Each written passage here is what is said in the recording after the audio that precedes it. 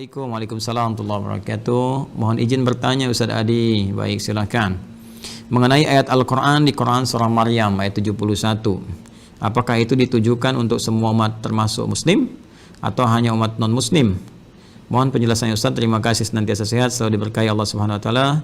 Untuk Ustaz Adi beserta keluarganya dan timnya. Assalamualaikum warahmatullahi wabarakatuh. Semoga Allah memberikan kemuliaan lebih dari apa yang Anda sampaikan kepada kami, menjaga Anda dan berikan hidayah dan taufik kepada kita dengan penjagaan yang terbaik. Saudaraku dan saudariku dimanapun Anda berada, ini ayat sering kali digunakan sebagai klaim paling favorit, khususnya oleh karangan orientalis juga misionaris, sering dipakai, ditebarkan dan memberikan kesan bahwa ada nih Islam ini agamanya tidak memberikan apa-apa, nggak memberikan manfaat, karena nanti percuma juga masuk Islam, karena ada satu ayat di Al-Quran yaitu Quran surah 19 Maryam ayat 71 yang mengatakan semuanya pasti akan ke neraka, jadi nggak akan selamat, sehingga itu perlu juru selamat.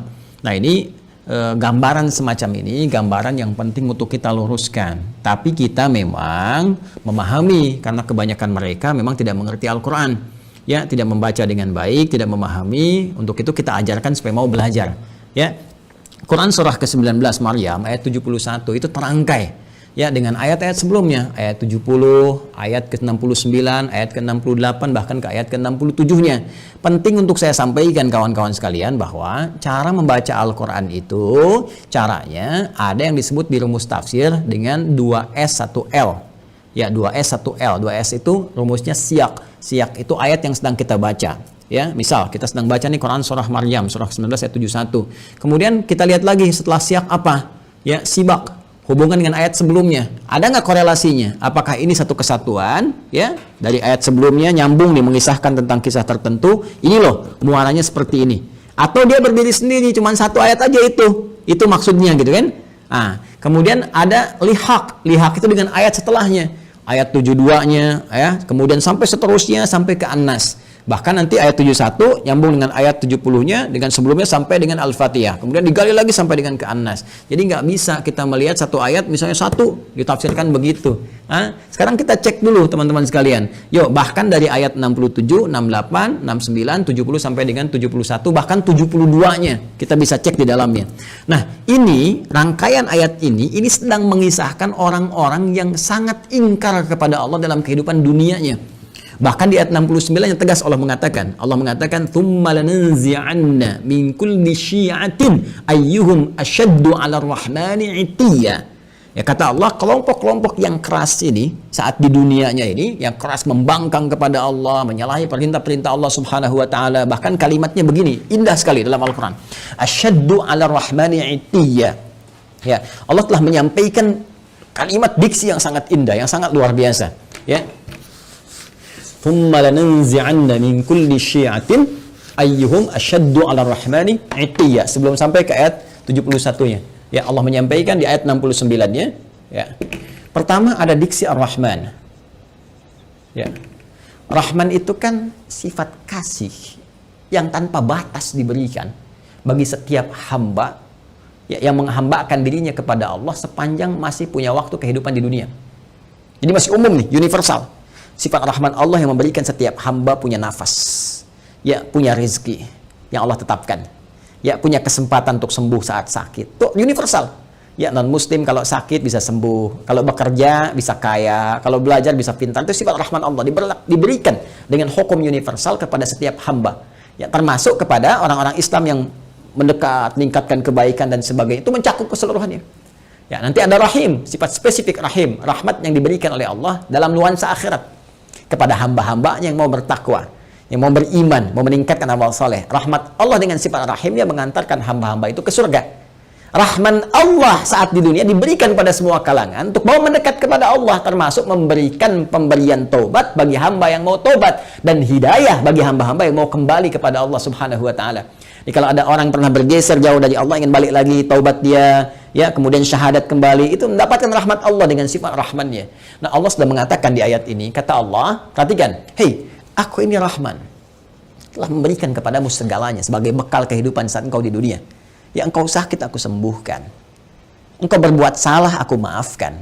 Engkau mau taubat, aku terima taubatmu. Engkau mau istighfar, aku ampuni.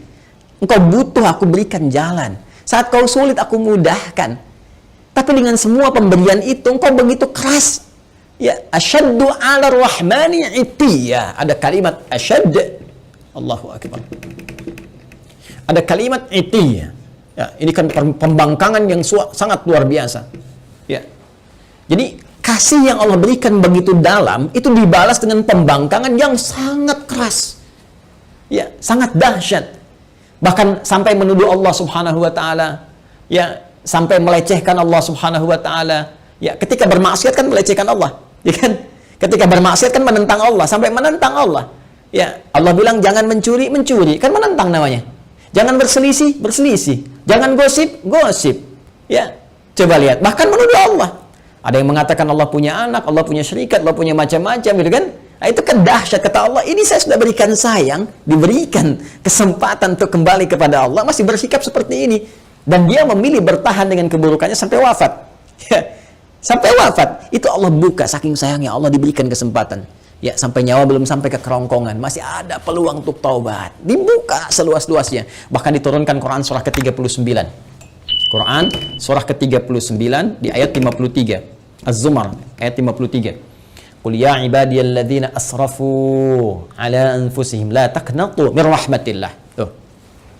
Qul ya ibadiyalladzina asrafu ala anfusihim. Katakan Muhammad SAW kepada setiap hambaku yang pernah berbuat israf.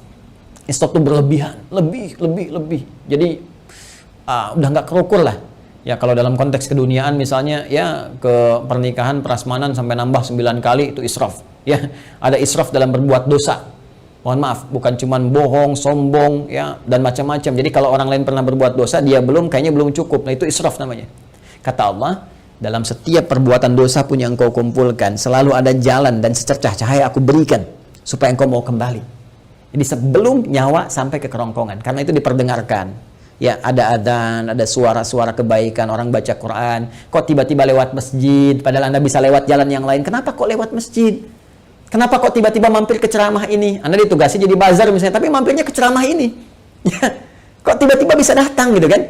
Kok tiba-tiba bisa Anda klik yang muncul tausiah, klik yang muncul status kebaikan, itu kan hidayah namanya, jalan. Kalau Anda mau kejar, Anda mau dapatkan, diberikan oleh Allah petunjuk. Tadi saya katakan rahmat Allah yang diberikan dalam konteks keduniaan yang sangat luas disebut dengan Rahman. Rahman ya Rahman, Rahman ya Rahman ya Rahman. Qulid Allah awid ar-Rahman. Quran surah ke-17 ayat 110. Ya panggil Allah, panggil ar-Rahman untuk mendapatkan rahmatnya. Kata Allah jangan putus asa. Ya tapi orang-orang ini mempertahankan keburukannya sampai dia wafat. Ya kalau sudah wafat, tidak ada jalan lain. Keadilan Allah itu harus berlaku. Ya, keadilan Allah harus berlaku. Maka apa yang terjadi pada orang-orang semacam ini, maka akan dikumpulkan nanti saat hisab. Dikumpulkan dengan para setan-setan yang membangkang. Ya, karena ayatnya jelas mengatakan, ya, lanahsyurannahum, kami akan kumpulkan mereka wasyayatin, dengan para setan-setan yang membangkang. Di ayat sebelumnya, ya, maka dikumpulkan mereka itu. Setan kan membangkang. Ya, setan membangkang, menggoda anak cucu Adam, bahkan bersumpah ya di hadapan Allah Subhanahu wa taala akan menyesatkan anak cucu Adam, memberikan angan-angan kepada mereka. Quran surah keempat An-Nisa ya dari ayat 116, 117, 118 sampai dia mengatakan ya ketika Allah mengatakan la'anahullah qala la attakhidanna min ibadika nasiban mafruḍa wa la udhillannahum wa la umanniyannahum. Kami akan sesatkan mereka, berikan kepada mereka angan-angan dan sebagainya. Gitu kan? Nah, ini dikumpulkan bersama para makhluk yang pernah bermaksiat, kalangan iblis, kalangan setan-setan, dan orang-orang yang semacam ini yang terpedaya dalam kehidupan dunianya dan gak mau tobat, mempertahankan keburukan. Itulah yang digiring kemudian untuk mendapatkan keadilan Allah Subhanahu wa taala dengan perbuatannya, dan kemudian mereka dikumpulkan dan masukkanlah ke dalam neraka jahanam sebagai akibat dari perbuatan mereka dengan keadilan Allah Subhanahu wa taala. Allah memberikan kesempatan sampai titik akhirnya. Ya.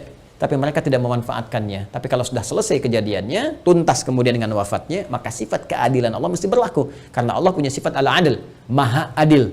Ya, maka dengan sifat kemahaadilan ini mesti diberlakukan keadilannya. Bagi yang baik dapat balasannya di surga, ya, kebaikan-kebaikan rahmat Allah. Bagi yang salah, apakah dia punya iman atau tidak? Apakah punya bekal kebaikan atau tidak? Karena kunci kebaikan di akhirat itu iman dulu. Ya, awas, beda. Jangan lihat konteks dunia, karena timbangannya beda. Antara dunia dengan akhirat, semua punya mekanismenya, semua punya aturannya. Dunia, apa saja bisa Anda kerjakan, sepanjang Anda mau berkreasi. Akhirat punya aturan tersendiri. Maka kunci kebaikan disebut dengan iman. Pertama dilihat ada iman atau tidak. Dari imannya ini ada kebaikan atau tidak. Kalau dia beriman, berbuat baik, ternyata berbuat salah juga, maka perbuatan baiknya akan menutup yang salah-salahnya dulu. Kalau sisa baiknya, dapat rahmat Allah, masuk surga. Kalau seimbang, tunggu di Araf.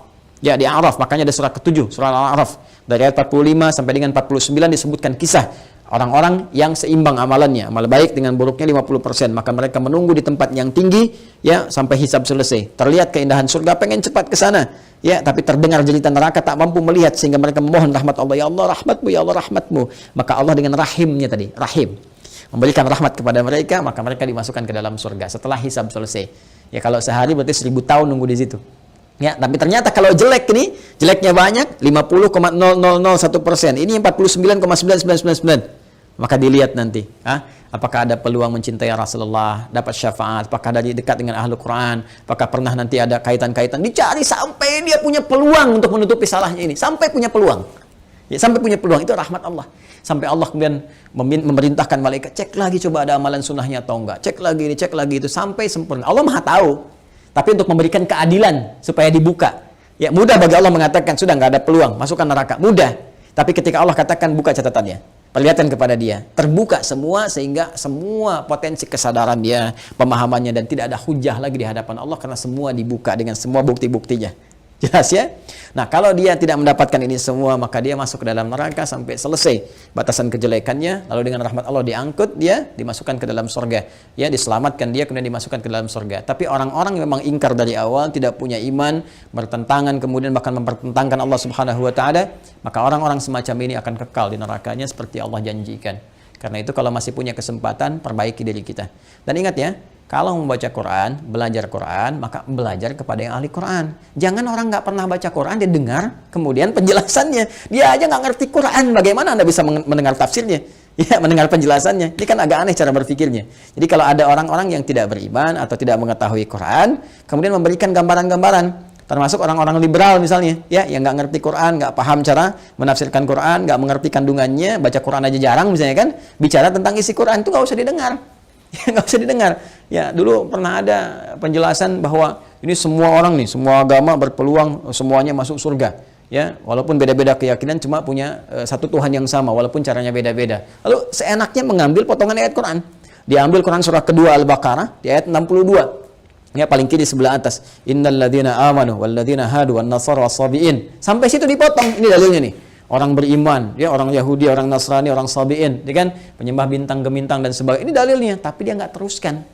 Man amanahnya nggak diteruskan. Man amana billahi wal yaumil akhir wa amila salihah. Sepanjang mereka beriman kepada Allah. Maksud Allah ingin menyampaikan bahwa semua hamba-hamba Allah ini, apapun yang ia kerjakannya sepanjang mereka beriman dan beramal saleh. Ya, misalnya tadi yang dari kalangan Muslim, ya. Kemudian dari kalangan Nasrani, dari kalangan Yahudi, dari kalangan Sabi'in, dari semua, Allah nggak akan bedakan semua mereka kalau mereka mau beriman. Artinya apa? Minta dulu semua beriman. Ya, asyhadu an la ilaha illallah, asyhadu anna Muhammadar Rasulullah, yakin dengan Allah, tinggalkan semua hal kecuali apa yang telah Allah tetapkan kepada mereka. Menyembah hanya kepada Allah, salat kepada Allah, baca Quran dengan baik dan beramal sesuai petunjuk Allah. Makanya di ujungnya ada wa amilal salihah. Ya.